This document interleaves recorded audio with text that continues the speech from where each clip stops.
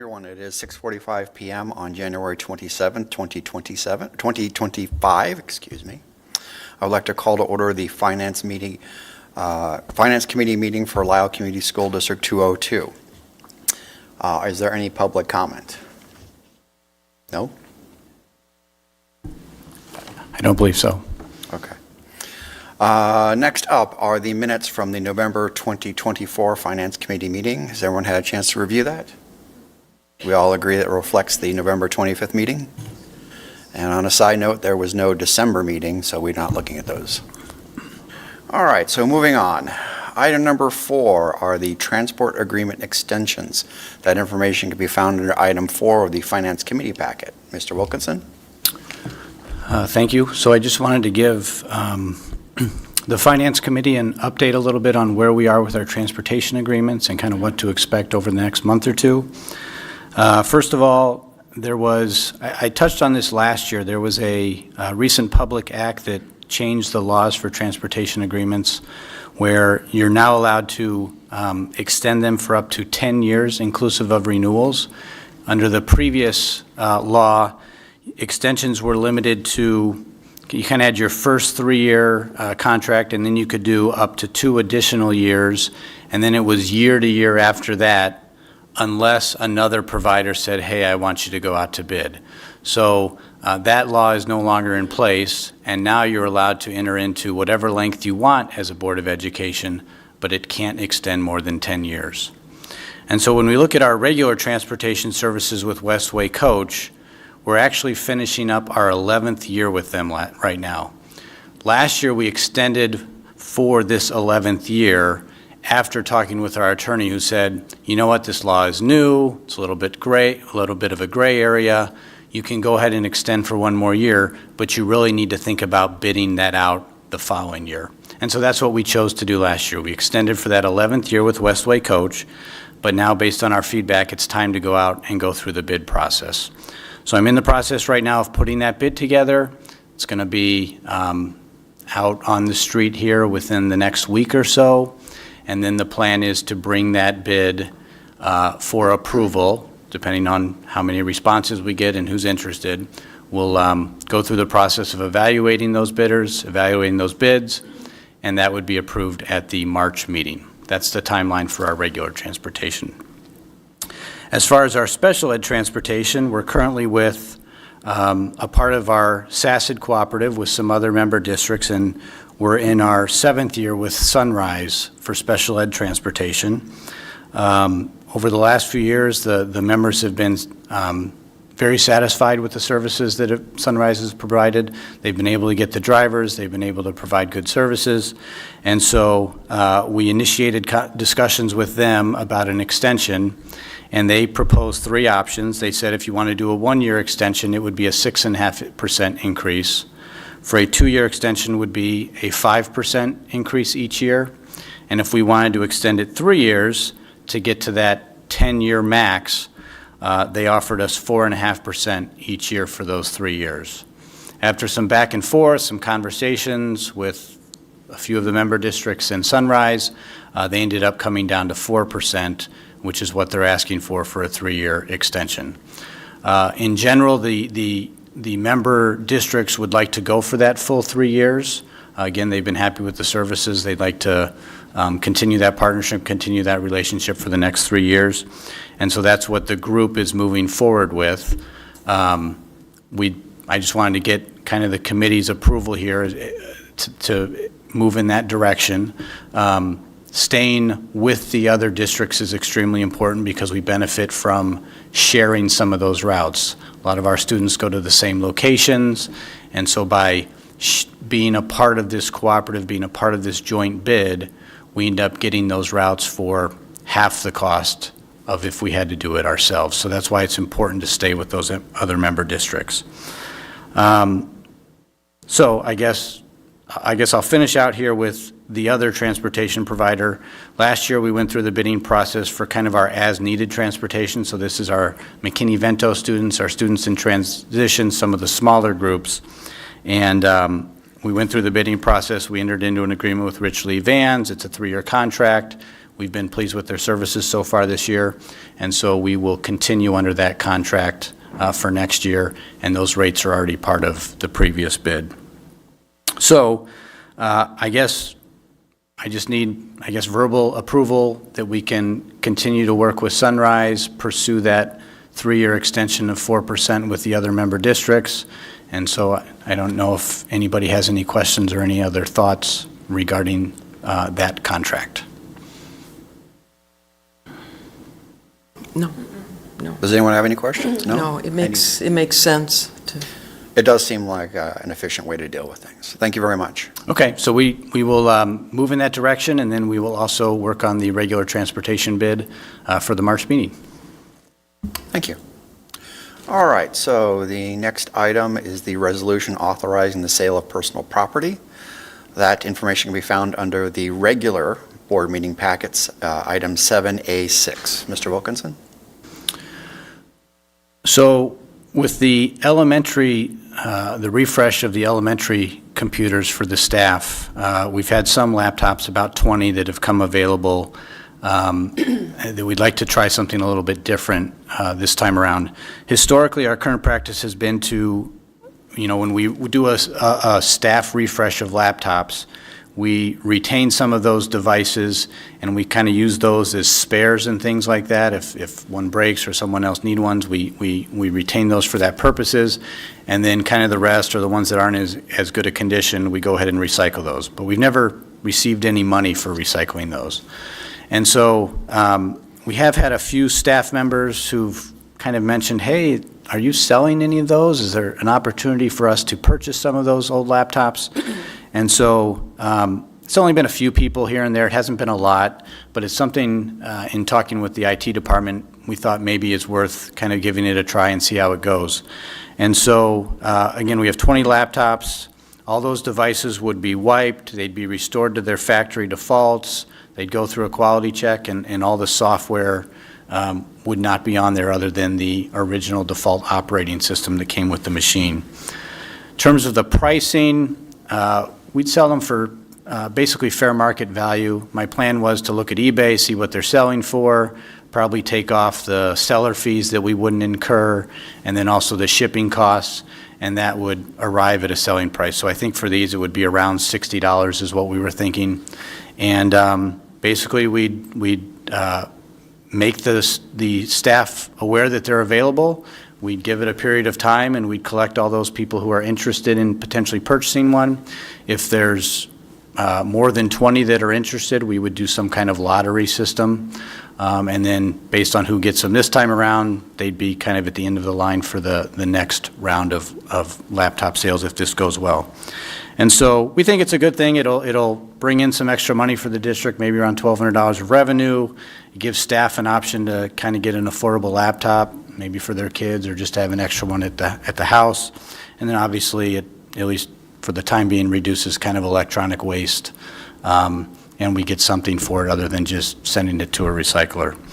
And so we're asking for approval to dispose of those laptops, and then I will work with the IT department to actually offer those for sale and collect the money, and we'll see how the program goes. Dave, I have a quick question. Do we have a par level that we would set on ones we would want to keep, like a certain quantity we want to have in case students move in, or I'm sure they get damaged and lost over the course of the year? Yeah, so these are for the staff as opposed to students. Oh, these aren't for the students. Yeah, so we obviously have a inventory of Chromebooks for students as they come in and things like that. But we will do the same as well here. I'm sorry if I wasn't clear. We still have spares and things like that. This is the inventory above what we need, basically. Oh, so the 20 is over what we Over, need. correct, Oh, yeah. okay. So he already has, Trent, our IT specialist, already has laptops set aside as spares in case that need would arise. Okay, thank you. And Dave, there's no warranty or anything, it's just, you're getting a $60 laptop that's, what, about 4 or 5 years old? So. that's- Yeah, and so the bill of sale clearly says, as is, no warranty, condition you get it in, we don't service it. That's all very clear on the bill of sale that anybody who purchases one would have to sign off on. Not refundable, not Not returnable. refundable, if it breaks tomorrow. But the ones that are in really poor condition, we will not be putting into the pool. Those will be recycled. Great, thank you. Any further questions? Okay, excellent. Thank you very much. Next up, item 7 is the quarterly financial update, which can be found under item 7 of the Finance Committee packet. Oh, wait. I skipped one. I'm sorry. It's student fees. Item 6, student fees for 2025, 2026. It appears if I skip 1 month, I forget how to do this. That can be found under item 6 of the Finance Committee packet. Mr. Wilkinson. So the write-up in your packet starts with a little bit of a history as far as our fees go. They've actually been waived annually since 2020. When we were in COVID, we waived the fees, and that practice has continued. Historically, kind of before we started waiving fees, the district's revenues were about $185,000 for those fees. Again, this is just the books and supplies fees. We'll get into the usage fees here in a second. But that's really less than 1% of the district's revenues. And so that was part of the reason for continuing this practice to continue to waive those student fees. We do still have usage fees for things like sports and clubs and some of the classes at the high school that require some additional fees for the classroom. Those we have continued to charge the students and the athletes and the people participating in the clubs. Those historically have been increased by CPI, and this particular, for next school year, those would be tied to the 2024 CPI, which saw an increase of 2.9%. And then I guess I'm looking for feedback. We're not approving anything this evening. Just wanted some feedback to better understand if for next month when those fees come for approval, if we want to continue to waive that books and supplies fee and then continue to charge the usage fees with that CPI increase of 2.9%. That would be the administration's recommendation, but we just wanted to give the committee an opportunity to discuss that before formal approval next month.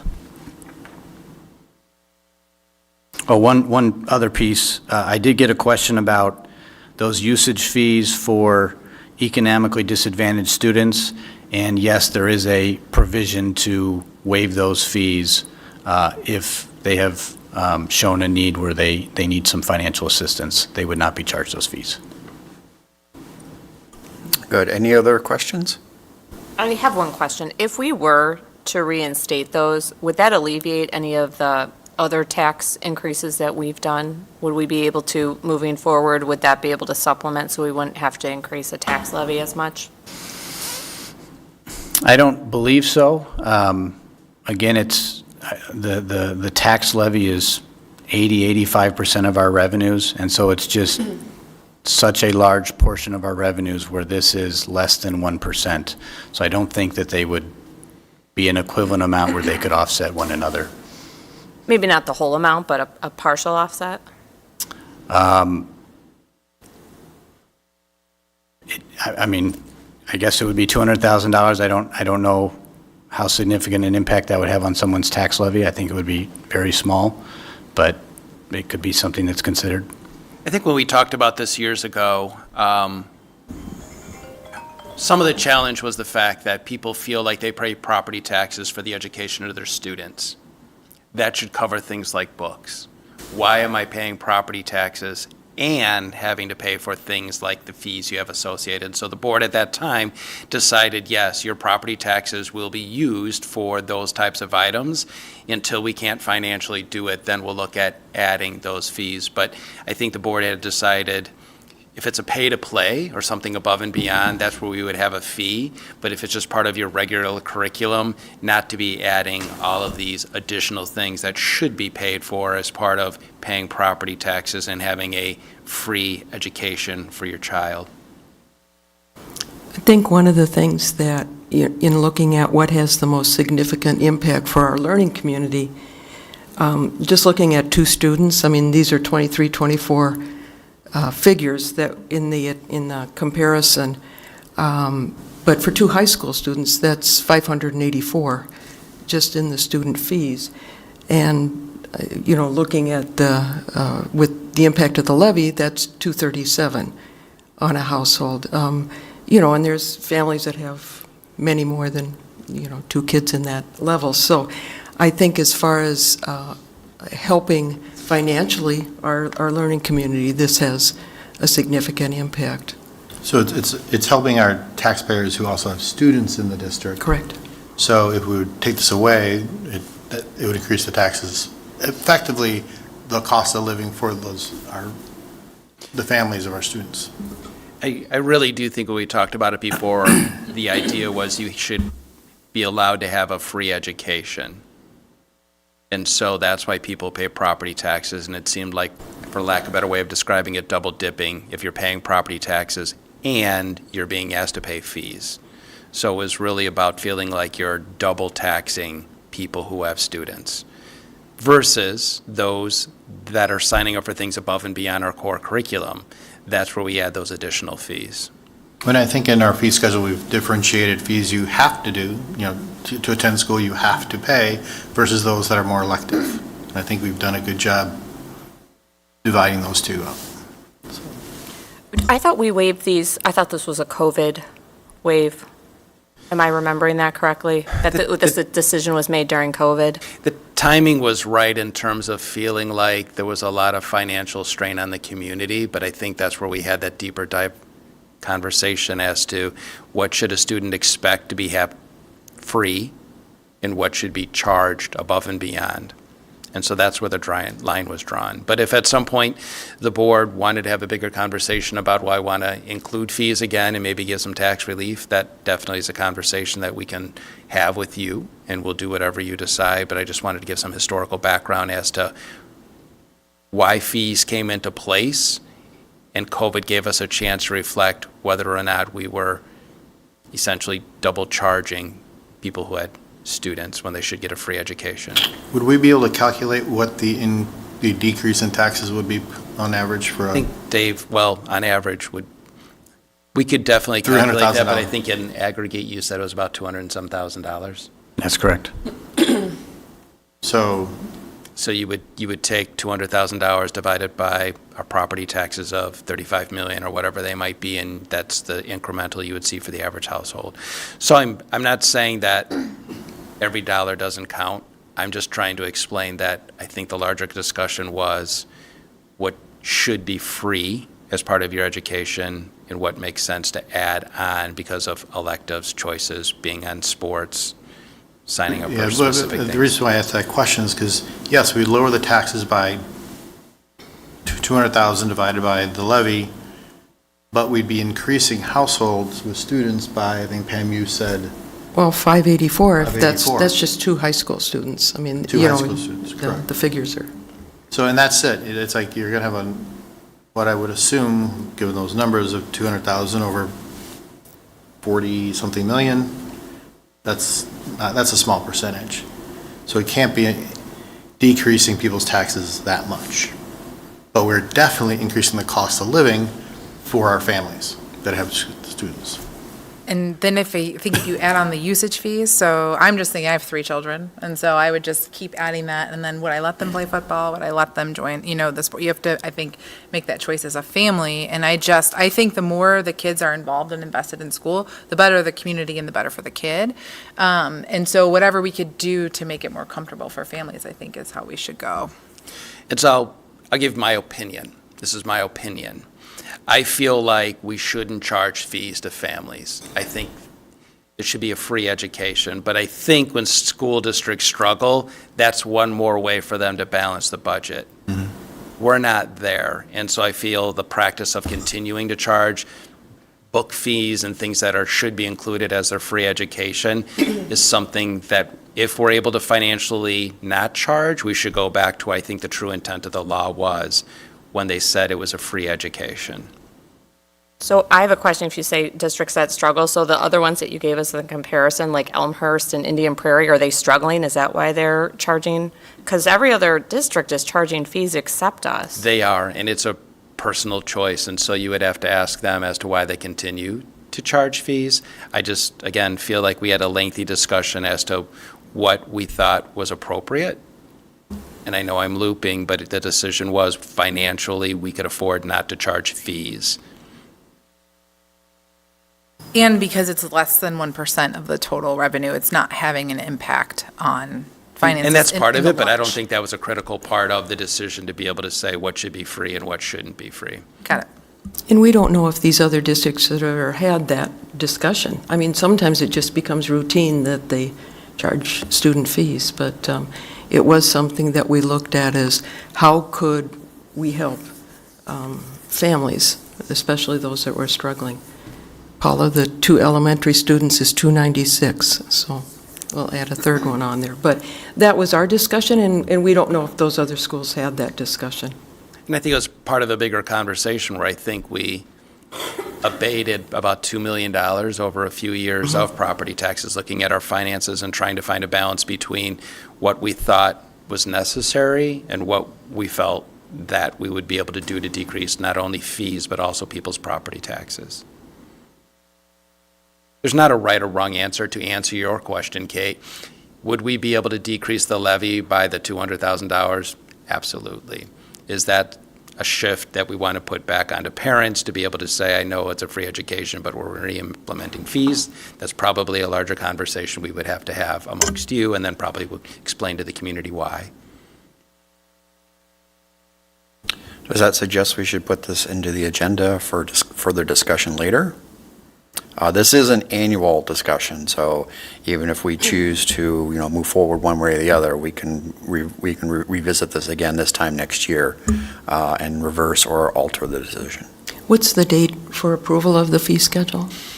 There isn't an exact date, but I think ideally we like to have the discussion now and then approve it in March so that we can start to advertise it in our student handbooks. But if we needed to take one more month to be able to have those conversations, we can come to a final decision in March, right? Because normally in February is where the board approves it. We normally approve it in February, but we have extended it to March before. I think the only challenge is kindergarten, potentially. I think those registrations are typically earlier. But that doesn't mean we have to go through the process of billing until a future year if we decide to, or down the road if we decide to re-implement it. So Like- we could wait until March if this wants to be discussed in February. Or we're just looking at that one piece of information, correct? Of how much that would impact? I think that's part of it, but I think bringing it back, because this is coming to a formal board meeting for an agenda vote, correct? Yes, in February. And I And you'll think, be able to bring back the dollar amount to the February meeting? What dollar amount exactly would you like? What we would anticipate receiving if we reinstituted the fee schedule that we previously had? In terms of if that was not part of the levy, if we reinstated the fees but then reduced the levy, is that what we're asking for? I'm sorry if I'm confused. Just how much total would come from that? How much total is coming from the increase in taxes and what the difference would be, the partial offset between? So I feel like it would be something to the effect of, if we reinstated fees, it would be, I'm using an example, $200,000. If we were to offset that to our levy, that would be a 0.001% decrease in our levy, which would probably impact an average taxpayer by fill in the blank. Is that kind of the information you want for the next board meeting? Yeah, that'd be great. Okay. Is that clear? Yes. and I think we can still bring it to a vote in February then, right? I don't see a Okay, reason thank why you. not. We could probably make certain we have enough time in the finance meeting to discuss it and then bring it to a regular vote. Yeah? Okay. Any further questions, discussion? No? All right, thank you very much. Back on track, item 7 is the quarterly financial update that is found under item 7 of the Finance Committee packet. Mr. Wilkinson, once again. There is a packet included, or a write-up included in your finance packet, which has a narrative of the quarterly financial report, as well as the financial statements for that quarterly financial report. So I'm not going to spend too long, just touch on a few items since we do have kind of a tight time window here. Interest income, we're halfway through the year, and we've collected about 67% of our budgeted income. It's a little bit higher than we would anticipate this time of year, but we do have some of those investments that have matured earlier in the year are at a higher interest rate because we're in a falling interest rate environment currently. And so I still expect to get 100% of our budgeted income, but that will taper off slightly as we work through the rest of the year because those investments maturing are at lower interest rates. State revenues, state continues to make timely payments, which is great. Some of you may have been on the board where there was a period of time where those were more and more delayed. The only reason we're not at the 50% is the transportation funds ended up getting received in January versus December, but we've already received those payments. But those are some significant dollars that we get reimbursed from the state, and they often just don't quite make that December 31st cutoff. On the expenditure side, salaries and benefits are on track. They're not at 50% just because of the timing of our payments with our 10-month staff and the accrual basis of accounting. Capital outlays, obviously that's significant expenditures related to the renovations at the junior high over the summer. And then other objects were at 54% of our tuition budget for both special education and our kind of alternative education programs. In terms of kind of the overall trends, expenditures are a little bit lower at this time than they were last year, but that's primarily just related to the timing of when we're receiving some of our invoices. In particular for SACID, there's some occupational and physical therapy invoices that we had received at this point last year, but we have not yet received those from SACID. Those costs are still coming for those services, but those are going to end up hitting most likely in the third quarter as opposed to the second quarter. And then we also have a few transportation invoices that have been received but not yet paid. And so we'll most likely pay those in January. And so that'll kind of catch us up to where we were at in terms of last year. Fund balances still remain strong, and that concludes my quarterly financial update. Thank you very much. Are there any questions? No? Excellent. Thanks for that concise summary. So I see we are at item 8, which is agenda topics for future Finance Committee meetings. Does anyone have anything they wish to add other than the aforementioned discussion on fees? Actually, No. I should note that myself. All right. Well, with no other agenda topics, I will entertain a motion to adjourn. So moved. Second. So that would be Pam and then Ms. Foster. All right, so the Finance Committee meeting is adjourned at 7:13. Thank you, everyone.